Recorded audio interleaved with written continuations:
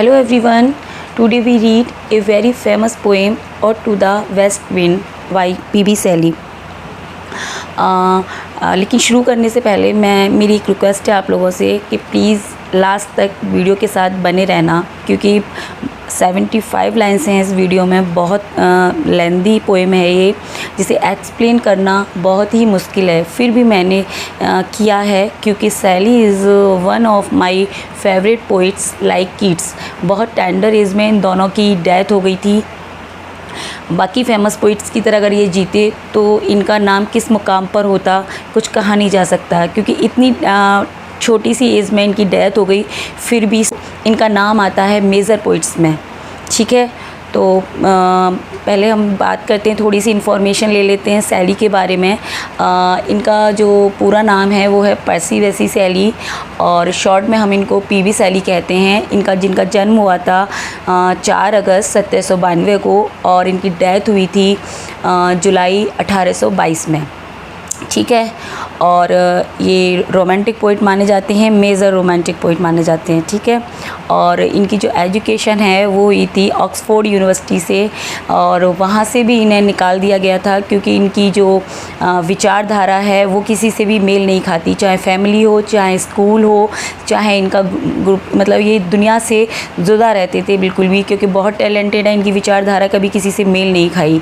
ठीक है, और अब बात करते हैं इनकी poem ode to the west wind के बारे में, जो कि पब्लिश हुई थी 1819 में फ्लोरेंस इटली में, और ओरिजिनली ये पब्लिश्ड हुई है 1820 में। ठीक है, this poem consist of 5 cantos and each cantos is consist of 4 टसेट। ठीक है, देखिए हर पोएम की कोई ना कोई ख़ास बात होती है, तो इस जो पोएम की ख़ास बात है वो ये है कि एक तो ये ऑड है। अब ऑड क्या है? ऑड एक पोइटिक फॉर्म होती है जिसका कंटेंट बहुत ग्लोरियस होता है, जिसमें जैसे कीट्स ने ग्रेसियन अर्न को अपना कंटेंट बनाया, वर्ड्सवर्थ ने आत्मा पर अपना ऑड लिखा है, बहुत बढ़िया लिखा है उन्होंने। और ये और भी ऑड्स हैं, जैसे ऑड टू ए स्काई लार्क, ऑड टू ए नाइटिंगेल, ऐसे किसी पक्षी या किसी यूनिक चीज़ को लेकर ये पोइट्स इस पर अपना ऑड लिखते हैं। बहुत ही इसका जो कंटेंट होता है बहुत ग्लोरियस होता है। और सबसे बड़ी बात है इसकी कि इसकी कोई लाइन लिमिट्स नहीं होती है, आप कितनी भी लाइन्स में इसको लिखा जा सकता है। तो इसीलिए शैली की विशेषता रही है कि उन्होंने मोस्टली ऑड को सेलेक्ट किया अपने लिए, क्योंकि मैंने बताया बहुत टैलेंटेड पोइट हैं और इनकी जो बुद्धि थी वो बहुत तीव्र थी, बहुत ज़्यादा। ठीक है, और इन्होंने इस पोएम में वेस्ट विंड को डिस्क्राइब किया है और बहुत ही ब्यूटीफुली ग्लोरीफाइज किया है उसकी पावर को। वेस्ट विंड की क्या क्या पावर्स हैं वो हम इसमें आगे पढ़ेंगे। और इसकी जो दूसरी सबसे बड़ी ख़ास बात है कि इन्होंने इसे कंपोज़ किया है टेरेसा रिमा में, जिसे सबसे पहले लिटरेचर में दंते ने अपनी डिवाइन कॉमेडी में यूज़ किया था और बहुत इफ़ेक्टिवली यूज़ किया था। दंते के बाद कोई भी इसे लिटरेचर में यूज़ नहीं कर पाया। पीबी शैली ने इसे काफ़ी बार ट्राई किया, लेकिन वो भी इसमें फ़ेल ही रहे। लेकिन ode to the west wind में शैली ने इसे बहुत इफ़ेक्टिवली यूज़ किया है। तो चलिए शुरू करते हैं poem ode to the west wind. O wild wind, thou breath of autumn's being. West wind को वाइल्ड विंड कह रहे हैं शैली, कि तुम पतझड़ की आत्मा हो। Thou from whose unseen presence the leaves dead, और डेड लीव्स के लिए तुम एक अदृश्य शक्ति हो। Are driven like ghosts from enchanter fleeing, और उनका तुम पीछा ऐसे करती हो जैसे कोई जादूगर भूत प्रेतों का पीछा करता है। घोस्ट मीन्स यहाँ पर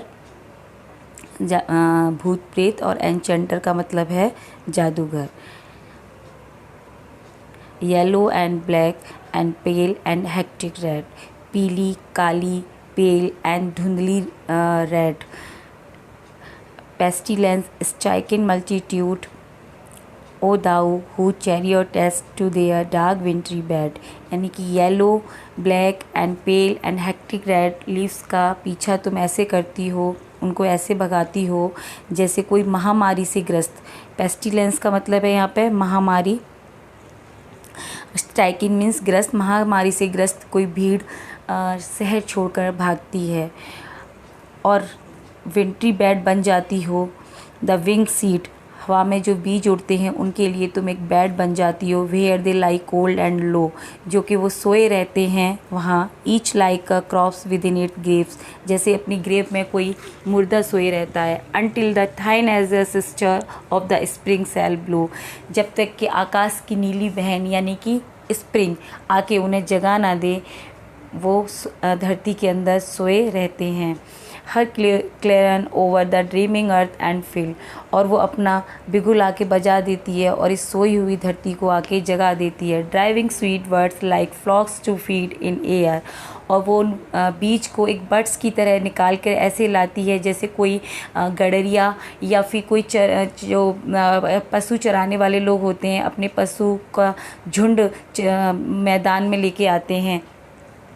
with living hues and odours plain and hill, और जो सारा मैदान है और जो हिल्स हैं वो सब मल्टी कलर्स के फूल और खुशबू से भर जाते हैं जब स्प्रिंग आता है तब। Wild spirit which art moving everywhere, O wild spirit, कौन सी शक्ति है तुम्हारे पास जिससे तुम चारों तरफ घूमती हो। डिस्ट्रॉयर एंड प्रिजर्वर, तुम डिस्ट्रॉयर भी हो और प्रिजर्वर भी हो। हियर ओ हियर, सुनो मेरी प्रार्थना सुनो। डिस्ट्रॉयर मीन्स नाशक, यानी कि वो किसका नाश करती है, डेड लीव्स का। और प्रिजर्वर मीन्स रक्षक, रक्षा किसकी करती है, वो जो सीड होते हैं उनको वो संभाल के रखती है। The one whose stream mid the steep sky combination, और आकाश में, यहाँ पर ये सेकंड सेक्शन है और यहाँ पर जो आकाश में वेस्ट विंड से होने वाले जो तीव्र परिवर्तन है उनके बारे में शैली डिस्क्राइब कर रहे हैं। You thou on whose stream mid the steep sky combination, तुम्हारे आने से आकाश में भी एकदम से अलग से ही परिवर्तन होते हैं। Loose cloud like earth decaying leaves are shed, और क्लाउड्स का पीछा तुम ऐसे करती हो जैसे तुमने धरती पर डेड लीव्स का किया था। शूक फ्रॉम द टैंगल्ड बो ऑफ हेवन एंड ओसन, यानी कि तुम्हारी जो जड़ें हैं, शूक मीन्स जड़ें, वो आकाश में भी फैली हुई हैं और मतलब ओसन में भी फैली हुई हैं। Angels of rain and lightning, वर्षा और बिजली की रानी। दे आर स्प्रेड, तुम ऐसे फैल जाती हो on the blue surface of thine airy surge, यानी कि ब्लू यानी कि स्काई के सरफेस पर तुम ऐसे फैल जाती हो। Like the bright hair uplifted from the head, जैसे कि जो उस पर काले जो छितरे बादल हैं वो ऐसे दिखाई देते हैं जैसे कि काले काले बाल होते हैं। ऑफ सम फायर्स मिनोड, यानी कि फायर्स मिनोड का मतलब है यहाँ पर जो राक्षसी होती है ना, वो अपने बाल खोल के ऐसे मिसाल लेके घूमती हैं, पूजा करती हैं, उसकी तरह से वो बादल हैं जो हवा के ऊपर फैले हुए हैं वो ऐसे दिखाई देते हैं। Even from the dim work of the horizon to the zenith height, और जो क्षितिज और आकाश का उच्चतम बिंदु है मानो एक दिखाई पड़ता है। The locks of the approaching storm thou dirge, and तूफान आ रहा है। दाऊ दीर्घे मीन्स है शोक गीत, यानी कि तूफान आ रहा है और तुम ऐसा लग रही हो जैसे उस तूफान का शोक गीत हो। यानी कि जब हवा चलती है तो उसके पीछे पीछे से सीटी सी बजती है ना, एक आवाज़ आती है, तो वो वहाँ पर ऐसा लग रहा है जैसे वो एक गीत गा रही है हवा। तो यहाँ उसने शोक गीत बता दिया उसको, किसका, ऑफ द डाइंग ईयर, यानी कि तुम जो ये साल जो ख़त्म हो रहा है उसका शोक गीतो। To which this closing night, और ये जो क्लोजिंग नाइट है will be the dome of a vast sepulchre vaulted with all the congregated might, जो इकट्ठे हुए जो बादल हैं ये जो इस डाइंग ईयर है इसकी कब्र खोदेंगे, और जो ये क्लोजिंग नाइट है उस पर एक गुम्बद का काम करेगी। और vapours from whose solid atmosphere, तुम जो वेपर है और ये जो एटमॉस्फेयर है जिससे जो तुम्हारी वजह से क्रिएट हुआ है। Black rain and fire and hail will burst O hear, ये काली वर्षा, बिजली और ये ओले, ये सब तुम्हारी शक्ति का ही प्रतीक हैं। Thou didst waken from his summer dreams, ये थर्ड सेक्शन यहाँ पर शुरू हो गया है और यहाँ पर अब समुद्र में जो वेस्ट विंड की शक्ति है उसको डिस्क्राइब कर रहे हैं शैली कि तुमने तो अपनी शक्ति से बस समुद्र में भी हाहाकार मचा दिया है। द ब्लू मेडिटेरियन यानी कि नीला समुद्र where he lay lulled by the coil of his crystalline streams, यानी कि जो नीला समुद्र था वो सोया हुआ था गर्मियों में, नदियों की मधुर ध्वनि सुनकर वो सो गया था, उसे भी तुमने अपने मतलब तीव्र वेग से जगा दिया है। विसाइड ए परनिस इजले इन बेस बे एंड यानी कि वो कहाँ सोया हुआ था, बेस बे इटली की एक खाड़ी है उसके पास कोई परनिस नाम का टापू है, वहाँ वो सोया हुआ था, भूमध्य सागर। And saw in sleep old palaces and tower, और सपने में वो क्या देख रहा था कि जो पुराने जो महल और जो टावर होते हैं जो उसके गर्भ में समा गए हैं वो उसके गर्भ में पड़े हुए हैं और वो चमक रहे हैं, वो ऐसे उनको देख रहा था सपने में। Quivering within the wave's intenser day, और वो हिल रहे हैं और इतनी तेज़ी से चमक रहे हैं, यानी कि शैली की कल्पना में ऊपर जो रोशनी है उससे ज़्यादा कहीं रोशनी समुद्र के गर्भ में है, जिसमें वो महल और जो टावर्स किस गर्भ में समा गए थे वो एकदम से चमक रहे हैं। All over grown with azure moss and flowers, और उसके ऊपर एक काई और फ्लावर्स यानी कि फूल पत्ती उगाए हैं उन महलों के ऊपर। So sweet the sense faint picturing them, और जो सीन है वो इतना मदमस्त करने वाला है। Thou for whose path the Atlantic level power, और तुम्हारा कोई जवाब नहीं है जब तुम अटलांटिक सागर से गुजरती हो, क्या कहने। Cleave themselves into chasms while far below, यानी कि जो अटलांटिक सागर है जब तुम वहाँ से निकलती हो तो वो भी क्या करता है, दर्रा बन जाता है, यानी कि तुम्हें निकालने के लिए वो अपने आप को वो नीचे कर लेता है, लेकिन तुम्हारे लिए वो एक रास्ता क्रिएट कर देता है। The sea blooms and the oozy wood which wear, और उसके अंदर जो ओजी वुड्स यानी कि जो अटलांटिक सागर के जो फूल पौधे हैं, पत्ती हैं, उनके बारे में यहाँ पे शैली बता रहे हैं। The shapeless foliage of the ocean know, सबको तुम्हारे बारे में आने की सूचना मिल जाती है। The voice and suddenly grow grey with fear, और तुम्हारी आवाज़ सुनकर ही वो डर के मारे कैसे हो जाते हैं, सफ़ेद हो जाते हैं फियर से। And tremble and despoil themselves O hear, और अपनी जो पत्तियां हैं उनके डर से ही वो गिरा देते हैं। सुनो मेरी प्रार्थना सुनो।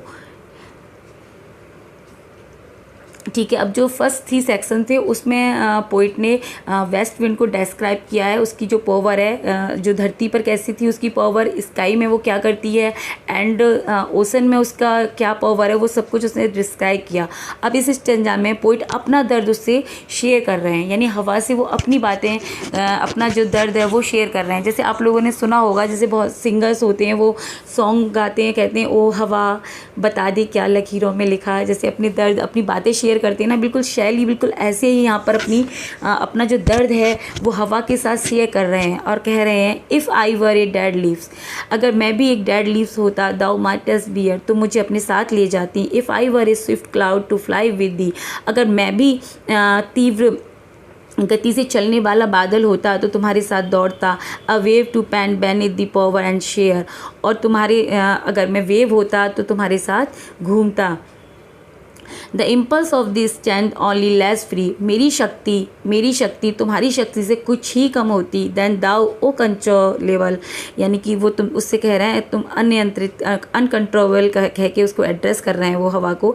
If even I were as in my boyhood and could be, यानी कि मैं जब अपना बॉयहुड में था तो मैं भी ऐसे तुम्हारी तरह अनकंट्रोलेबल था और तुम्हारी तरह ही दौड़ सकता था। The comrade of the wandering over heaven, और मैं तुम्हारा साथी होता इस समुद्र पर, जैसे तुम दौड़ रही हो आकाश पर, धरती पर, जहाँ भी तुम जैसे जा रही हो मैं भी तुम्हारा साथी होता। As then when to outstrip thy इसकी स्पीड, और आकाश की जो इसकी स्पीड होती है उसी स्पीड से तुम्हारे साथ दौड़ता। इसकी seem the vision I would never have striven, but अब मुझे ये एक सपना सा प्रतीत होता। I would never have striven, मैं कभी भी ऐसे दौड़ नहीं सकता, क्योंकि यहाँ पर जो शैली हैं वो बहुत हताश हो गए हैं अपनी ज़िंदगी से, और वो इसीलिए कह रहे हैं कि अब मैं ऐसा नहीं कर सकता हूँ। एज दस with the in prayer in my sure need, इसीलिए मेरी तुमसे ये अर्जेंट, मैं तुमसे एक नीड है, इसीलिए मैं तुमसे प्रेयर कर रहा हूँ। O lift me as a wave a leaf a cloud, मुझे भी ऐसे ही उठा लो, बिल्कुल वेव की तरह, लीफ की तरह एंड क्लाउड की तरह। I fall upon the thrones of life I bleed, मैं इस ज़िंदगी के जो कष्ट हैं, दुख हैं, उनसे मैं थक गया हूँ, मैं टूट चुका हूँ। आई ब्लीड, मैं निस्सहाय महसूस करता हूँ अपने आप को। A heavy weight of hours has chained and bow. I too like the timeless and swift and proud. जो ये धरती की जो जिम्मेदारियाँ, ज़िंदगी की जो रेस्पॉन्सिबिलिटीज़ हैं ना, इनके बोझ को उठाते उठाते ना मैं बंध गया हूँ, मैं अपने सपने भूल गया हूँ। मैं भी नहीं तुम्हारी तरह टाइमलेस और स्विफ्ट और प्राउड ही था, ऐसा मैं हुआ करता था। यानी कि सब क्या है, ये समय का खेल है कि मैं ऐसा हो गया हूँ, वरना मैं भी तुमसे कुछ कम नहीं था। बहुत दुखी हैं यहाँ पर Shelley. Make me lyre even as the forest is, मुझे भी वीणा की तरह बजाओ जैसे तुम फॉरेस्ट को बजाती हो। दूसरे शब्दों में यहाँ पर पोइट कहना चाहता है कि मुझे भी क्या समझो, तुम एक वीणा समझो, जैसे तुम फॉरेस्ट से निकलती हो ना, वैसे ही तुम मुझसे भी होकर गुजरो। What if my leaves are falling like its own, तो क्या हुआ, मेरी लीव्स गिर चुकी हैं। ये तो जंगल की भी लीव्स नहीं है ना। यानी कि कितनी स्ट्रेंज बात है कि इतनी कम एज में शैली कह रहे हैं कि मेरा यौवन जा चुका है जैसे जंगल का जा चुका है। बहुत स्ट्रेंज बात है, बहुत दुखी हैं वो ज़िंदगी से। The tumult of the mighty harmonies, तुम्हारा जो तुम will take from birth a deep autumnal tune, तुम हम दोनों में से जब तुम्हारा जो तुम हम दोनों को बजाओगी तो एक संगीत इसमें से निकलेगा जिसकी जो टोन होगी वो कैसी होगी, पतझड़ से भरी होगी। यानी कि जो संगीत है वो मधुर तो होगा लेकिन दुख से भरा होगा।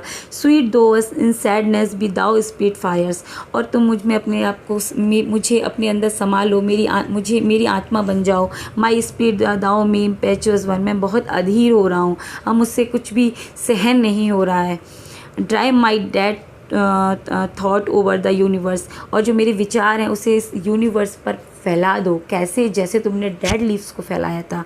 Like withered leaves to quicken a new birth, है ना, वाइदर लीव्स की तरह जिससे कि नया जन्म होता है लीव्स का, ऐसे ही मेरे विचारों से मानवता में नया जन्म होगा। And by the incantation of this verse, और ये वर्स है, ये जो मेरी कविता है वो उसका जादू कुछ इस तरह से होगा।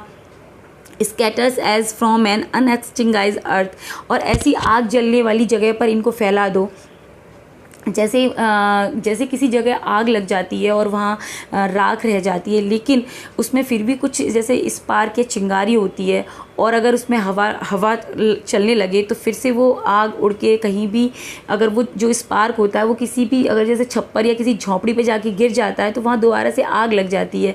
ऐसी वो एक जगह का वर्णन कर रहे हैं वो अपनी इमेजिनेशन में कि मेरे जो वर्ड हैं, अगर तुम इन वर्ड्स को फैला दोगी तो जो मानवता है वो उसके अंदर जो सब ठंड पड़ी हुई है मानव विचारों में, वहाँ मेरे जो विचार हैं वो एक स्पार्क और एक इसका काम करेंगे जिससे कि मानवता का नया जन्म होगा। Be thought my list to unwaken earth, और जो मेरे विचार हैं वो इस सोई हुई धरती को जगा देंगे।